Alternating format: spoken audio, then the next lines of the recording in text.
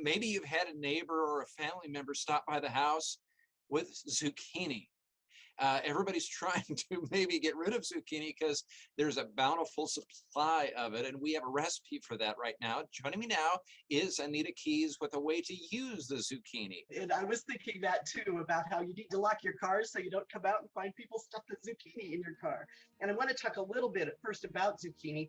This one is kind of the right size I like for this recipe. And you've probably all seen those that look like baseball bats that are just huge, which are not probably optimal quality.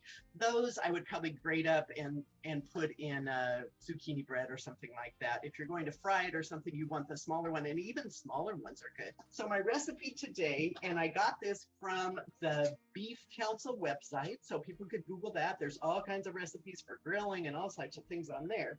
And to do this, you take 1 pound of ground beef, a cup of grated zucchini. You add salt and pepper to this, a teaspoon or a half a teaspoon of salt and a fourth a teaspoon of pepper.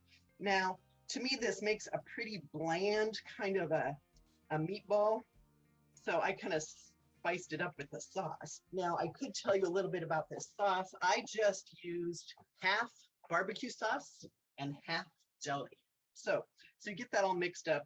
And I want to show you 2 different sizes of scoops, and these are what I just love. So there you go. You scoop it up and you put it on a cookie sheet that has been, now I used a jelly roll sheet and wrapped it. They say you can use your broiler pan, and I wrapped it with foil, and then you just line up the meatballs, stick it in the oven, 400 degrees. Since these are smaller, like this morning I made a batch and it was like only 15 minutes and they were ready. And then I tested them with a meat thermometer. You want the internal temperature to be 160 degrees. And I'm thinking if you would want to serve these like at a buffet or even at a football tailgate, you might want to put them in some sort of a crock pot like this. Thank you, Anita. That looks really good. I wish I could smell them. Or taste it, exactly.